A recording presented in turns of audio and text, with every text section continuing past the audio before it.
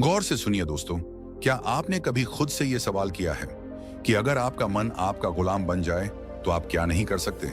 क्या आपने कभी महसूस किया है कि आपकी जिंदगी में सबसे बड़ी लड़ाई बाहर की दुनिया से नहीं, आपके अपने मन से है?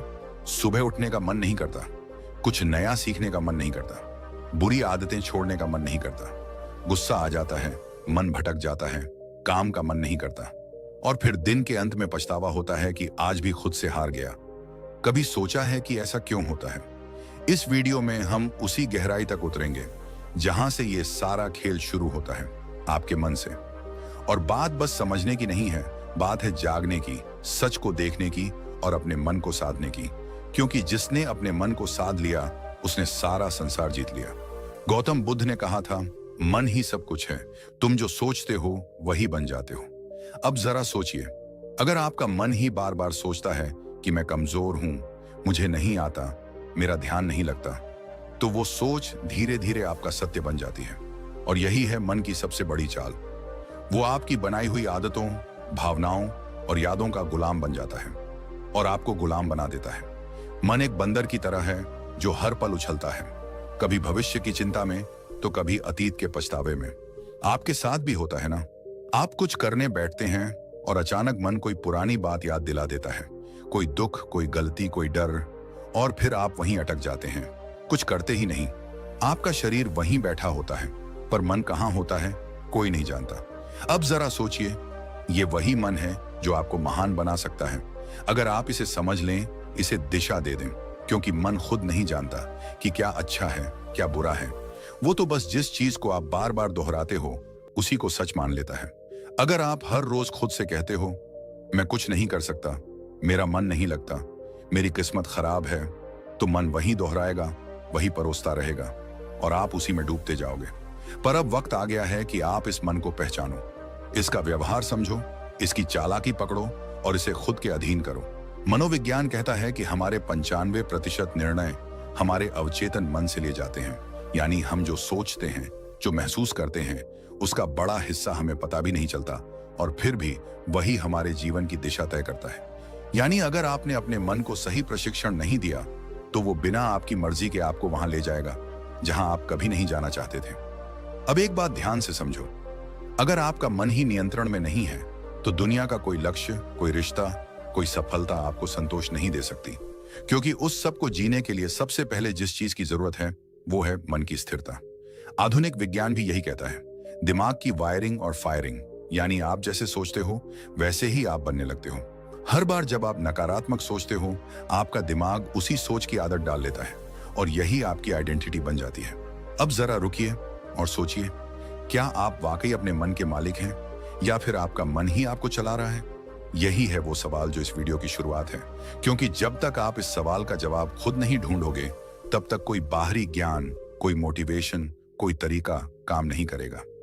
इस वीडियो में हम आपके सामने वो रहस्य खोलने वाले हैं जिसके बाद आप जानोगे कि मन को जीतना क्या होता है और कैसे हर आम इंसान अपने मन की शक्ति को जागृत कर सकता है।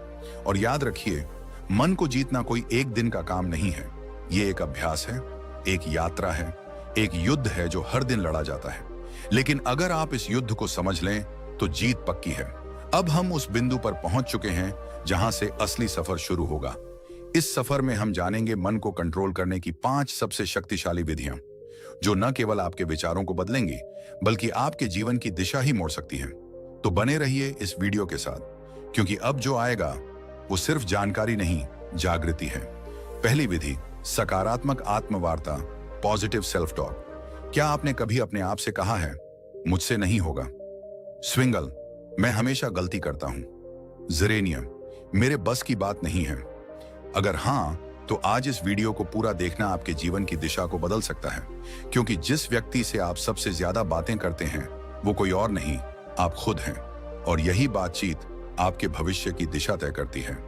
हमारा मन जो सोचता है वही हम बनते हैं। ये बात सिर्फ कोई मोटिवेशनल डायलॉग नहीं है, ये विज्ञान भी कहता है और ब्रह्मज्ञान भी। मन को कंट्रोल करने की पहली शक्तिशाली विधि है सकारात्मक आत्मवार्ता, यानी अपने आप से सकारात्मक बातें करना। ये कोई मामूली आदत नहीं, ये आपकी आत्मा से सीधा संवाद है। जब हम रोज खुद को नकारात्मक बातें कहते हैं, जैसे मैं कमजोर हूं, मेरे साथ ही ऐसा क्यों होता है, मुझे कुछ नहीं आता, तो हमारा अवचेतन मन, सबकॉन्शियस माइंड उन बातों को सच मानने लगता है। फिर वही बातें हमारी आदत बन जाती हैं, हमारी सोच बन जाती है और धीरे धीरे हमारा भविष्य भी वैसा ही बनने लगता है। मनोविज्ञान कहता है कि हमारा अवचेतन मन हर उस बात को रिकॉर्ड करता है जो हम खुद से बार बार कहते हैं। इसलिए अगर आप खुद से बार बार बोलते हैं मैं हार जाऊंगा, तो आपकी सोच हारने वाली बन जाएगी। और अगर आप खुद से रोज बोलें मैं कर सकता हूं, मैं सीख सकता हूं, मुझे खुद पर विश्वास है, तो आपका दिमाग उसी दिशा में काम करने लगेगा, सफलता की दिशा में। इस आत्मवार्ता का असर केवल आपके आत्मविश्वास पर ही नहीं पड़ता, बल्कि ये आपके शरीर की ऊर्जा, आपके फैसले और आपकी दृष्टि तक को प्रभावित करता है। गौतम बुद्ध ने कहा था, मन ही सब कुछ है, जैसा तुम सोचते हो वैसे ही बन जाते हो। उनकी ये बात आज के विज्ञान से भी मेल खाती है। पॉजिटिव सेल्फ टॉक हमारे न्यूरॉन्स को नए रास्ते बनाने पर मजबूर करती है। यानी जब आप बार बार खुद से अच्छा बोलते हैं तो आपका दिमाग नई संभावनाओं के लिए खुलने लगता है। अब सवाल उठता है, यह सकारात्मक आत्मवार्ता करनी कैसे है? सबसे पहले, हर सुबह उठते ही अपने आप से एक बात जरूर कहिए, मैं आज पहले से बेहतर हूं और हर दिन आगे बढ़ रहा हूं। ये छोटे छोटे वाक्य आपके दिन की दिशा तय करते हैं। दूसरा, जब भी कोई काम मुश्किल लगे तो खुद से ये मत कहो कि मुझसे नहीं होगा, बल्कि कहो ये चुनौती है और मैं इसे सीखने का मौका मानता हूं। इस सोच से आपका डर छंटने लगता है। तीसरा, अगर आप किसी गलती को लेकर खुद को कोसते हो तो उसी समय खुद से कहो, मैं सीखने वाला हूं, गलती मेरी पहचान नहीं है। ये आत्म स्वीकृति आपके मन को बोझ से मुक्त करती है। दुनिया में कोई भी सफलता तब तक नहीं आती जब तक आप खुद पर विश्वास करना नहीं सीखते, और यह विश्वास तब पैदा होता है जब आप खुद से बात करना शुरू करते हैं, सकारात्मक ढंग से। अब यहां एक बात और समझना बेहद जरूरी है। सकारात्मक आत्मवार्ता का मतलब ये नहीं कि आप हर हाल में खुद से झूठ बोलें, बल्कि इसका अर्थ है अपने अंदर की सच्चाई को देखना, समझना और उसे उन्नत दिशा में मोड़ना। अगर आप किसी कमजोरी को पहचानते हैं तो खुद से कहिए, हाँ ये मेरी कमी है, लेकिन मैं इसे सुधार सकता हूं। बस यही सोच आपको हर दिन एक नए स्तर पर ले जाएगी। इस आदत को अपनाने के लिए आप एक छोटा सा अभ्यास कर सकते हैं। रोज रात को सोने से पहले अपने आप से 3 सकारात्मक बातें बोलिए, जैसे आज मैंने खुद पर काम किया, मैं आगे बढ़ रहा हूं, मुझे खुद से प्यार है। ये बातें छोटी लगती हैं, लेकिन यही छोटी बातें आपके अंदर की जंग को जीतने में मदद करती हैं। बुद्ध कहते हैं, खुशी हमारे अपने विचारों पर निर्भर करती है। तो अगर आपके विचार आपके खुद के बारे में नकारात्मक होंगे तो आपके जीवन का हर कोना दुखी लगेगा। लेकिन अगर आप अपने अंदर सकारात्मक ऊर्जा भरते हो तो मुश्किलें भी साधारण लगने लगती हैं। अब ध्यान दीजिए, यह तो सिर्फ पहली विधि थी, मन को नियंत्रित करने की शुरुआत। इस यात्रा में आगे और भी गहराई है, और अब हम प्रवेश करेंगे दूसरी विधि में, जो आपके मन को स्थिरता और गहराई प्रदान करेगी, ताकि आप न केवल सोचें सकारात्मक, बल्कि महसूस करें आत्मिक शक्ति। दूसरी विधि, लक्ष्य निर्धारण, गोल सेटिंग। क्या आपने कभी सोचा है कि मन भटकता क्यों है? क्यों हम अक्सर एक काम शुरू तो करते हैं लेकिन बीच में ही छोड़ देते हैं? क्यों हमारा मन कभी अतीत की यादों में उलझा रहता है तो कभी भविष्य की चिंता में खोया रहता है? इसके पीछे एक गहरी वजह है, अस्पष्टता। मन को दिशा तब मिलती है जब उसे पता हो कि उसे जाना कहां है, और जब यह दिशा नहीं होती तो मन बिल्कुल उस घोड़े की तरह होता है जो खुली जमीन में बेतहाशा दौड़ रहा हो, बिना किसी मंजिल के। इसलिए मन को नियंत्रित करने की दूसरी शक्तिशाली विधि है लक्ष्य निर्धारण। जी हां, स्पष्ट, यथार्थवादी और प्रेरणादायक लक्ष्य। जिस इंसान ने अपने जीवन का उद्देश्य तय कर लिया, उसका मन खुद ब खुद अनुशासित हो जाता है। गौतम बुद्ध ने एक बार कहा था, यदि कोई व्यक्ति एक बाण को निशाने पर चलाता है तो पहले वह जानता है कि निशाना कहां है।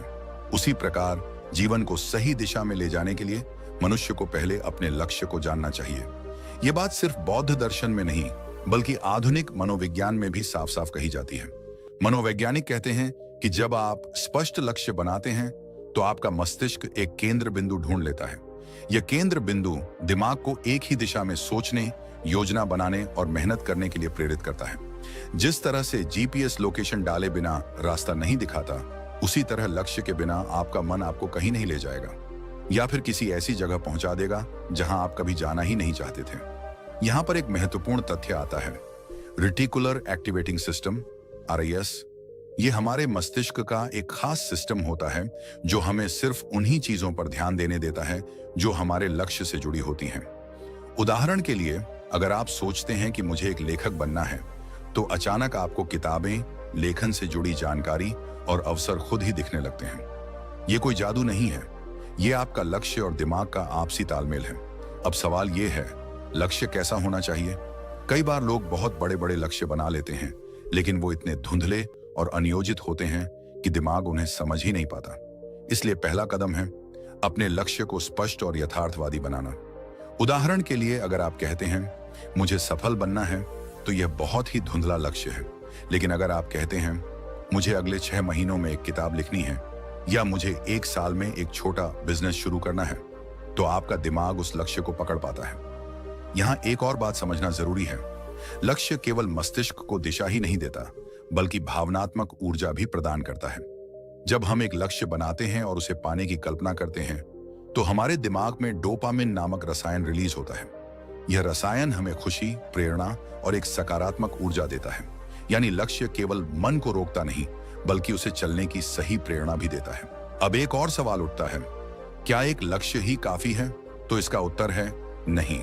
लक्ष्य का विभाजन होना चाहिए, दीर्घकालिक लॉन्ग टर्म, मध्यकालिक मिड टर्म और लघुकालिक शॉर्ट टर्म। क्योंकि जब हम एक बहुत दूर का लक्ष्य बनाते हैं और उसके बीच कोई पड़ाव नहीं रखते, तो हमारा मन थक जाता है और कहता है अभी तो बहुत दूर है, फिर कभी शुरू करेंगे।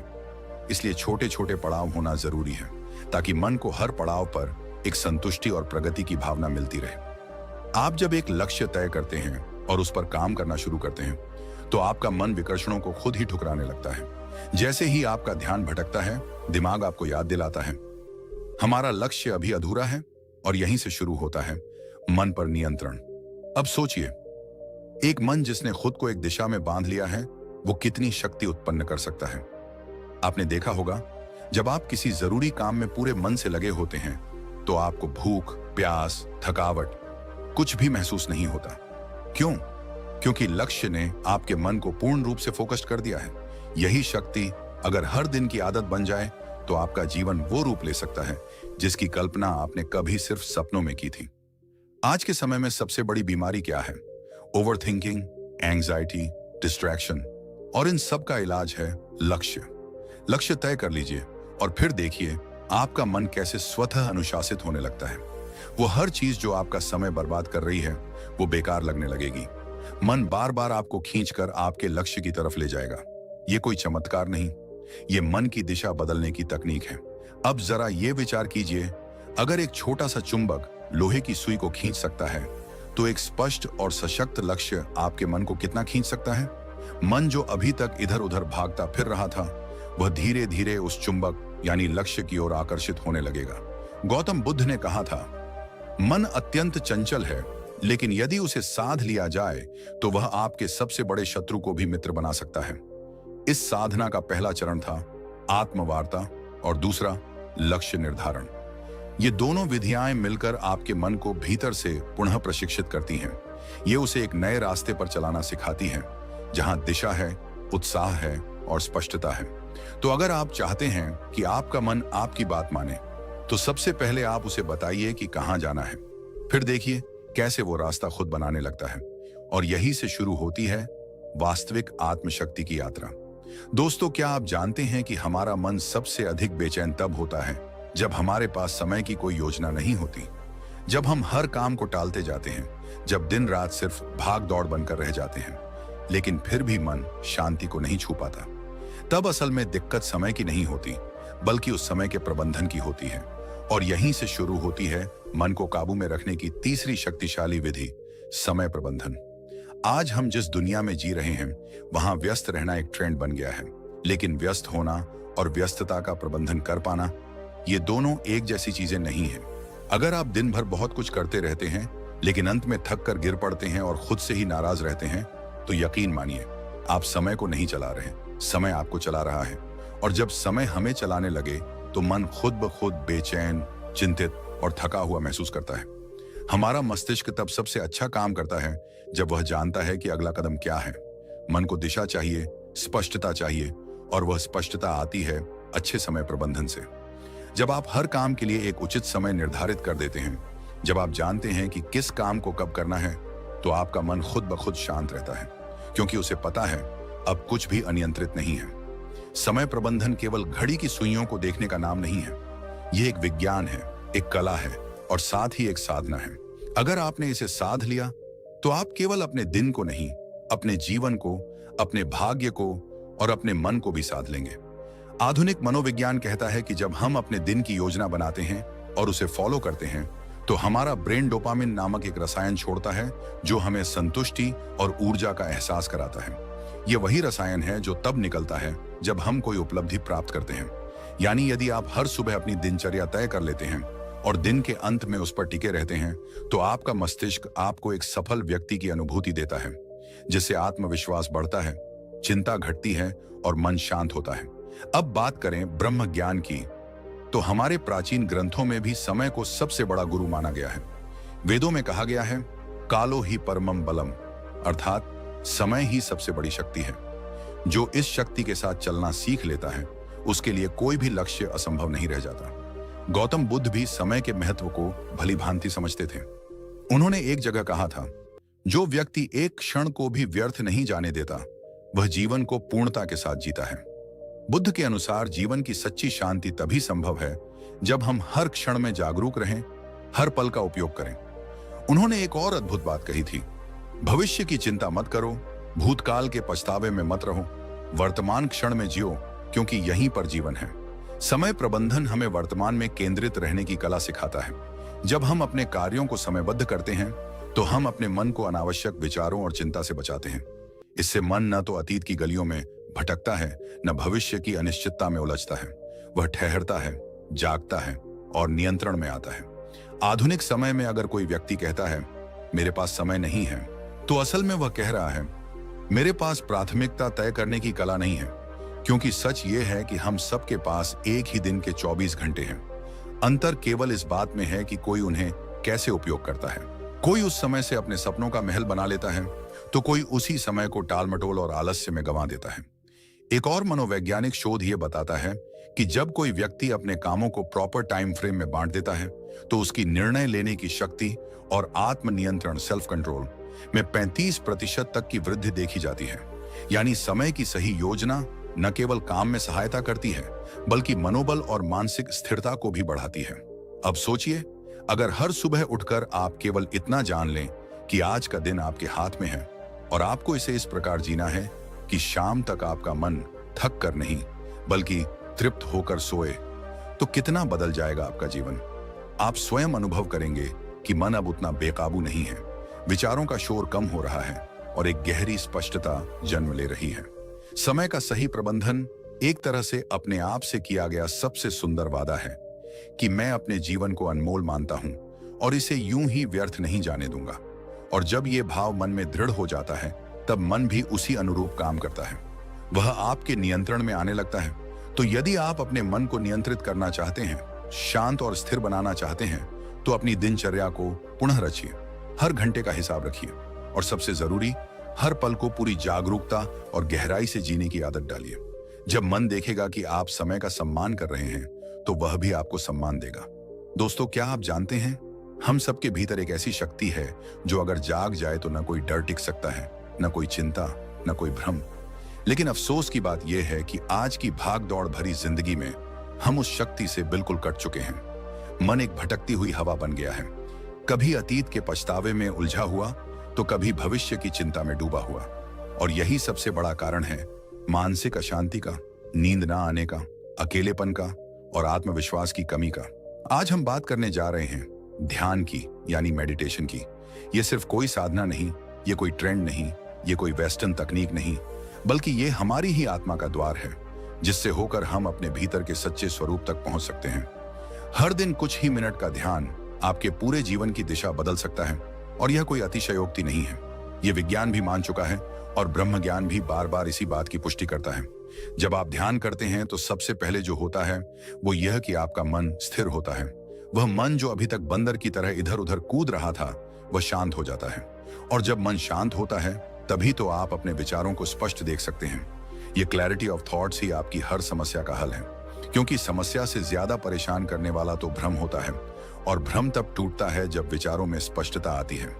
आज मनोवैज्ञानिक भी कहते हैं कि जब कोई व्यक्ति रोज 10 से 15 मिनट ध्यान करता है तो उसका एमिगडाला, जो हमारे मस्तिष्क का वह हिस्सा है जो डर और चिंता को नियंत्रित करता है, वो छोटा होने लगता है, और इससे व्यक्ति का इमोशनल रिस्पॉन्स सुधरने लगता है। मतलब यह कि जो बात पहले आपको बहुत जल्दी गुस्सा दिला देती थी, वही बात अब शायद आपको हंसी में टालने की शक्ति दे दे। जो पहले आपकी नींद छीन लेती थी, वही अब आपको गहरी नींद में डुबा दे। ध्यान कोई दिखावा नहीं है, ये एक आंतरिक प्रक्रिया है, और यह तभी फल देती है जब आप इसे श्रद्धा और नियमितता से करते हैं। जैसे शरीर के लिए व्यायाम जरूरी है, वैसे ही मन के लिए ध्यान एक आवश्यकता है। ये कोई विकल्प नहीं, बल्कि मानसिक स्वच्छता का मूल आधार है। अब जरा एक पल रुकिए और अपने भीतर झांकिए, बिना किसी आवाज के, बिना किसी शब्द के, बस खुद के साथ कुछ पल बिताने की कोशिश कीजिए। क्या आप जानते हैं कि जब आप गहराई से ध्यान में जाते हैं तो आप न सिर्फ अपने विचारों को समझने लगते हैं, बल्कि आप यह भी महसूस करने लगते हैं कि आप वो विचार नहीं हैं। आप तो वो देखने वाला है जो हर विचार को आते जाते देख रहा है। गौतम बुद्ध ने ध्यान को जीवन का मूल बताया। उन्होंने कहा, ध्यान ही एकमात्र रास्ता है जिससे तुम अपने भीतर की आग को बुझा सकते हो। उन्होंने वर्षों तक मौन साधना की, अपने विचारों को परखा, और उसी गहराई से उन्होंने संसार को बताया कि मनुष्य का दुख किसी बाहरी कारण से नहीं होता, बल्कि उसके मन की अस्थिरता ही उसका सबसे बड़ा शत्रु है, और इस शत्रु को हराने का एकमात्र रास्ता ध्यान है। बुद्ध के अनुसार ध्यान तुम्हें साक्षी बनाता है, और जब तुम साक्षी हो जाते हो, तब तुम अपने डर को भी, अपने क्रोध को भी, अपनी व्यथा को भी बाहर से देख सकते हो। और यही दूरी ही तो है मुक्ति की शुरुआत। आज जितना समय हम बाहरी चीजों पर खर्च कर देते हैं, मोबाइल स्क्रॉलिंग, टीवी देखना या बेवजह की बातचीत, अगर उसी में से हम सिर्फ 15 मिनट अपने लिए, अपने मन के लिए दे दें, तो सोचिए हमारा जीवन कितना बदल सकता है। ध्यान करने के लिए किसी विशेष स्थान या किसी विशेष पद्धति की आवश्यकता नहीं, बस शांति हो, एक कोना हो, और हो थोड़ी सी इच्छा खुद को समझने की, खुद से मिलने की। आप चाहे तो आंखें बंद करें, अपनी सांसों पर ध्यान दें, चाहे तो ओम का उच्चारण करें, चाहे तो सिर्फ मौन रहें। तरीका कोई भी हो सकता है, लेकिन परिणाम हमेशा एक ही मिलेगा, शांति, गहराई और भीतर की शक्ति। ध्यान हमें सिखाता है कि शांति बाहर नहीं, भीतर है। ध्यान हमें सिखाता है कि समाधान कोई और नहीं देगा, हमें खुद ही खोजना होगा। ध्यान हमें सिखाता है कि जब तक तुम अपने मन पर नियंत्रण नहीं करते, तब तक कोई भी चीज तुम्हें पूरी तरह संतुष्टि नहीं दे सकती, न दौलत, न रिश्ते, न सफलता। और अंत में एक बात जो सबसे जरूरी है, ध्यान कोई एक बार का प्रयोग नहीं है, यह एक निरंतर यात्रा है। जैसे जैसे आप इस यात्रा में आगे बढ़ेंगे, वैसे वैसे आप खुद को उस रूप में जानने लगेंगे जो आप वास्तव में हैं। आप पाएंगे कि आप सिर्फ एक शरीर नहीं, एक नाम नहीं, एक पहचान नहीं, बल्कि आप शुद्ध चेतना हैं, शुद्ध शक्ति हैं। और जब यह बोध हो जाता है, तब मन पर नियंत्रण कोई कठिन कार्य नहीं लगता। तब चिंता मिट जाती है, तब डर भाग जाता है, तब भीतर से आवाज आती है, अब तुम मुक्त हैं।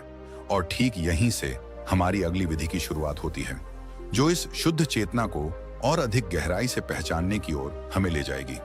जब जीवन की आपाधापी हमें थका देती है, जब विचारों का शोर इतना बढ़ जाता है कि अपने ही मन की आवाज सुनना मुश्किल हो जाता है, तब हम अक्सर मानसिक शांति की तलाश में भटकते हैं। हर कोई यही सोचता है, कैसे अपने मन को काबू में लाया जाए, कैसे इस बेचैनी से बाहर निकला जाए, कैसे अपने जीवन को फिर से संतुलित किया जाए।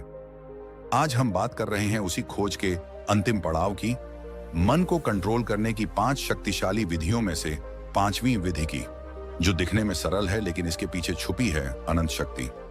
यह विधि है शारीरिक व्यायाम, यानी रेगुलर फिजिकल एक्सरसाइज। अब आप सोचेंगे कि इसमें ऐसा क्या खास है, क्या वाकई शारीरिक व्यायाम से मन शांत हो सकता है? तो चलिए आज हम इस पर गहराई से बात करते हैं, सिर्फ शब्दों से नहीं, बल्कि विज्ञान, प्राचीन ज्ञान और अनुभव से जुड़े तथ्यों के आधार पर। सबसे पहले यह समझिए कि हमारे मन और शरीर का रिश्ता कितना गहरा है। जब शरीर में कोई बदलाव होता है तो उसका सीधा असर मन पर पड़ता है, और जब मन में कुछ चलता है तो शरीर भी उसका असर झेलता है। इसीलिए अगर आप अपने मन को नियंत्रित करना चाहते हैं तो शरीर को अनदेखा नहीं कर सकते। आधुनिक विज्ञान कहता है कि जब हम व्यायाम करते हैं, चाहे वो तेज चलना हो, योग हो, दौड़ना हो या कोई खेल, तो हमारा मस्तिष्क एंडोर्फिन्स एंडोर्फिन्स नामक रसायन छोड़ता है, जिसे फील गुड हॉर्मोन्स कहा जाता है। यह वही रसायन है जो हमें सुकून देता है, तनाव को कम करता है और मन को स्थिर करता है। यही कारण है कि जो लोग रोजाना व्यायाम करते हैं वे मानसिक रूप से ज्यादा स्थिर, शांत और सकारात्मक बने रहते हैं। अब अगर हम प्राचीन ब्रह्म ज्ञान की ओर देखें तो वेदों और उपनिषदों में भी कहा गया है, शरीर माध्यम खलु धर्म साधनम, अर्थात यह शरीर ही धर्म पालन का पहला साधन है। जब शरीर स्वस्थ होगा तभी मन भी अनुशासित होगा और जीवन का लक्ष्य प्राप्त कर पाना संभव होगा। गौतम बुद्ध के जीवन में भी इसका विशेष महत्व देखने को मिलता है। बुद्ध ने अपने शिष्यों को केवल ध्यान और उपदेश ही नहीं दिए, बल्कि उन्हें नियमित रूप से चलने, शरीर को सक्रिय रखने और अपने शरीर के साथ अपने मन का भी ध्यान रखने की शिक्षा दी।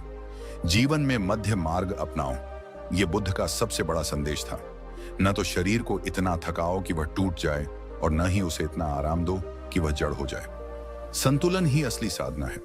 ध्यान दीजिए, जब आप थके हुए होते हैं, तनाव में होते हैं या क्रोध में होते हैं तो आपका शरीर कैसा हो जाता है? आपकी सांसें तेज चलने लगती हैं, मांसपेशियां कस जाती हैं, नींद उड़ जाती है और पेट में गड़बड़ी होने लगती है। यह सब शरीर के अंदर का संकेत है कि मन ठीक नहीं चल रहा। लेकिन जैसे ही आप व्यायाम करते हैं, श्वास गहरी होती है, शरीर में ऊर्जा दौड़ती है, नींद सुधरती है और मन हल्का लगने लगता है। इसका एक और गहरा पक्ष है जो बहुत कम लोग समझते हैं। जब आप व्यायाम करते हैं तो आप अपने शरीर से जुड़ते हैं। उस क्षण आप वर्तमान में होते हैं, अभी और यही है being in the present moment, जो कि ध्यान का सबसे मूल सिद्धांत है। और जब आप इस तरह से हर दिन अपने शरीर के साथ उपस्थित रहते हैं तो धीरे धीरे आपका मन भी आपके नियंत्रण में आना शुरू करता है। व्यायाम का मतलब सिर्फ जिम जाना या भारी वजन उठाना नहीं है। यह तो आपकी दिनचर्या का एक हिस्सा बन सकता है, जैसे सुबह की सैर, सूर्य नमस्कार, प्राचीन योगासनों का अभ्यास या यहाँ तक कि खेतों में काम करना भी एक तरह का व्यायाम है। सवाल यह नहीं है कि आप क्या करते हैं, सवाल यह है कि आप कितनी नियमितता से करते हैं और कितनी श्रद्धा से करते हैं। और एक बात हमेशा याद रखें, जब आप अपने शरीर को रोज सुधारते हैं तो आप अनजाने में अपने मन को भी एक नई मन को नियंत्रित करना कोई एक दिन का काम नहीं है। ये एक यात्रा है, आत्मज्ञान की, अनुशासन की और अपने भीतर की शक्ति को पहचानने की। जब आप अपने मन को समझना शुरू करते हैं, उसे दिशा देना सीखते हैं, तो आप खुद महसूस करेंगे कि जीवन में कितनी शांति, स्पष्टता और ऊर्जा आ गई है। आज से ही छोटी शुरुआत करें, ध्यान करें, अपनी सांसों पर ध्यान दें, अपने विचारों को देखें और हर दिन खुद से जुड़ने का प्रयास करें। एक दिन, 2 दिन, 1 हफ्ता और धीरे धीरे आप अपने भीतर के उस मौन को महसूस करेंगे जो अब तक बाहर की दुनिया के शोर में खो गया था। और याद रखिए, मन पर विजय ही जीवन की सबसे बड़ी जीत होती है। अगर आपको यह वीडियो पसंद आया हो, अगर आपको इससे कुछ सीखने को मिला हो, अगर इन बातों ने आपके मन को छुआ हो, तो कृपया इस वीडियो को लाइक करें, अपने दोस्तों और परिवार के साथ शेयर करें और हमारे YouTube चैनल को सब्सक्राइब करें। आपका एक एक सब्सक्राइब हमें प्रेरणा देता है कि हम आपके लिए और भी गहरा और भी सार्थक ज्ञान लेकर आए। हमारा उद्देश्य सिर्फ वीडियो बनाना नहीं, बल्कि आपके जीवन में एक सकारात्मक बदलाव लाना है। तो जुड़िए हमारे साथ इस आत्मविकास की यात्रा में, क्योंकि आने वाले वीडियो में हम बात करेंगे एक ऐसे विषय पर जो आपके जीवन के हर कोने को रोशन कर सकता है। धन्यवाद। शांत रहिए, जागरूक रहिए और अपने भीतर की शक्ति को पहचानते रहिए।